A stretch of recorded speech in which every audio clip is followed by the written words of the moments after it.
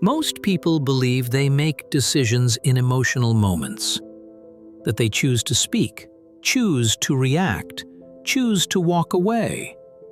But what actually happens is much quieter than that.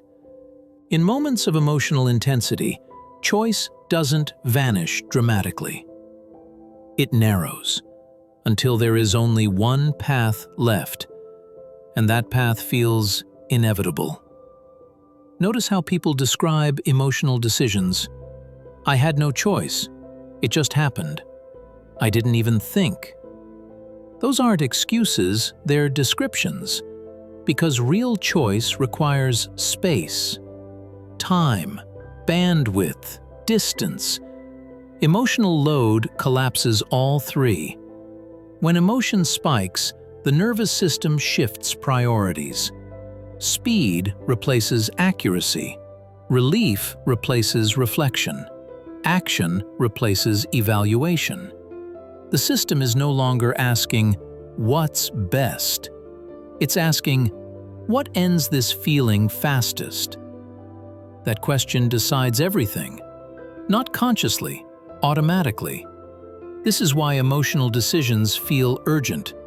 Urgency isn't information, it's pressure. The sensation of, "I need to do something," is not choice asserting itself. It's the system demanding discharge, a way out of discomfort. Under emotional load, the brain reallocates resources. Regions responsible for reflection, comparison, and delay go quiet. And older, faster systems take over. These systems don't deliberate, they execute. They don't weigh options, they run patterns. That's why emotional decisions feel obvious in the moment and incomprehensible later. When the load drops, choice returns, but the action is already complete. Regret doesn't mean you chose wrong.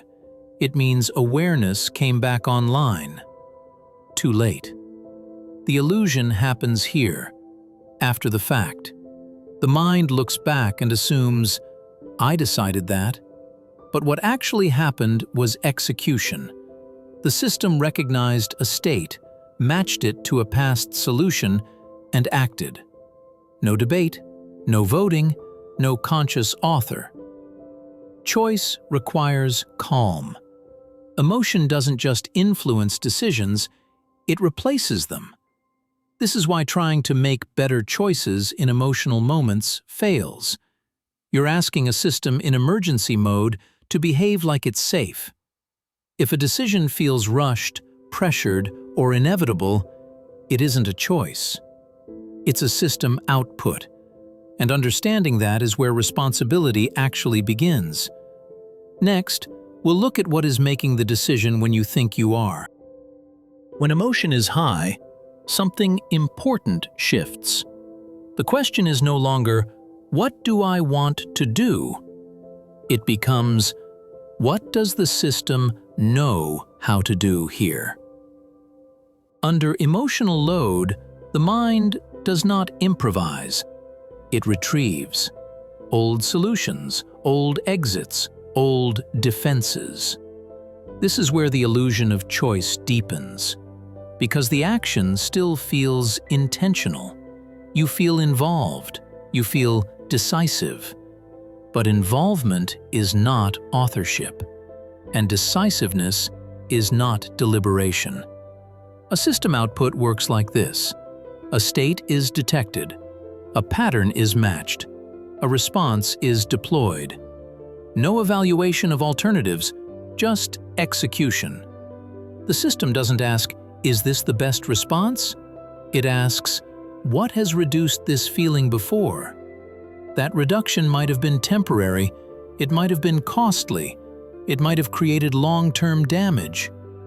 None of that matters in the moment, because the system's priority is not your future, it's your immediate stability. This is why people say things they don't agree with later, why they send messages they wish they hadn't, why they leave, attack, freeze, or comply against their own values. Values are slow. Systems are fast. A conscious choice requires comparison. This option versus that one. This cost versus that benefit. This now versus later. Emotional load collapses comparison. Instead of multiple options, there is one dominant impulse. And impulses feel obvious. Obvious feels like truth. But obvious is often just familiar. This is where self-blame usually enters. I knew better. I should have stopped. I chose this. But knowing better is not the same as being able to choose better. Not under load. The system didn't consult your ideals. It consulted your history. What worked before? What ended discomfort? What restored balance? That's not weakness. That's conditioning. When people say, "I don't know why I did that," they're closer to the truth than they realize. Because the answer is rarely, "I wanted to." It's usually, "My system recognized this and ran what it knew." This reframing matters because it removes moral failure from mechanical process, and it points responsibility to the right place, not to the moment of reaction, but to the system that was trained long before it. In the next part, we'll look at why awareness almost always arrives after the action, and why that delay is not a personal flaw. It's structural.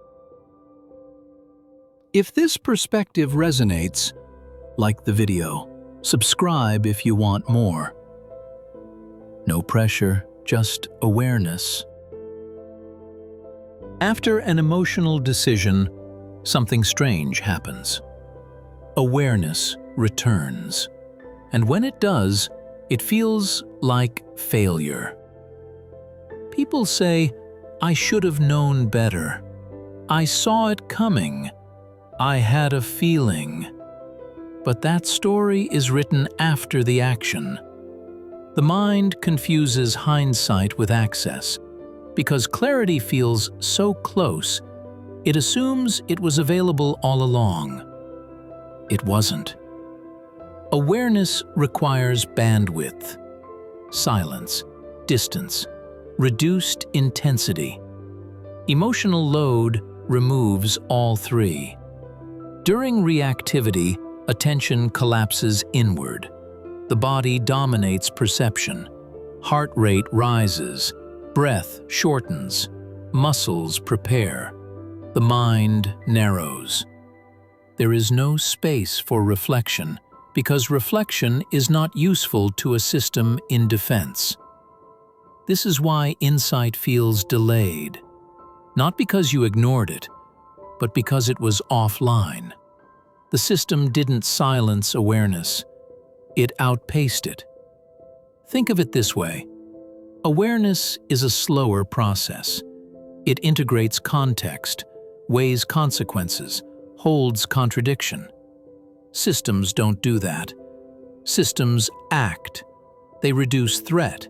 They restore equilibrium. They end discomfort. So when the emotion drops, when the body settles, awareness comes back online. And that's when regret appears, not as punishment, but as contrast. Contrast between what happened and what you value. Regret is not proof that you chose poorly. It's proof that choice has returned. The mind then rewrites the sequence. It inserts a fictional moment, a pause that never existed, and says, "I could have chosen differently." But there was no pause. This misunderstanding creates shame, and shame trains the wrong lesson. Instead of asking, "What system was running?" the mind asks, "What's wrong with me?" That question keeps the system intact because it never examines the process. Awareness doesn't fail in emotional moments. It's temporarily unavailable. Just like vision in darkness. You don't blame your eyes for not seeing in the dark. You change the conditions. This is the shift. Stop demanding awareness during emotional overload and start building it around it. Before the surge, after the collapse, between repetitions. That's where responsibility actually lives, not in the moment you lost control, but in the calm moments where the system can be seen. That's where choice is rebuilt. If choice disappears under emotional load, then it was never meant to live there. Real choice is not accessed in moments of intensity. It is built outside of them. Most people look for freedom at the wrong point in the sequence. They search for it inside the reaction, inside the surge, inside the urgency. But urgency is already too late. The system is running. Choice exists before the trigger, in preparation, in pattern recognition, in noticing what reliably precedes collapse. If the same situations produce the same outcomes, then the leverage is not in willpower. It's in anticipation. You don't wait for emotion to ask for choice. You decide ahead of time how you will meet it. This is how systems actually change, not by overpowering them, but by altering the environment they operate in. Different pauses, different delays, different defaults, small changes. A decision made in calm outlasts 100 decisions made in chaos. This is why practice matters, not motivational practice, but observational practice. Learning your signals, your sequences, your early warnings. The earlier you notice the activation, the more choice is available. Not perfect choice, but some. And some choice is all a system needs to update. Over time, something shifts. The reaction still appears, but it no longer feels inevitable. The illusion breaks. You stop asking, "Why can't I control myself?" and start asking, "Where can I meet this earlier next time?" That question restores agency without blame, without force. You're no longer fighting the system, you're redesigning it. That's what real choice is, not a heroic moment under pressure, but a quiet structure built in advance. And once you see that, you stop judging yourself for moments that were never choices to begin with. If this helped you see your reactions with more clarity and less self-judgment, consider liking the video and subscribing. More of this is coming. Stay observant.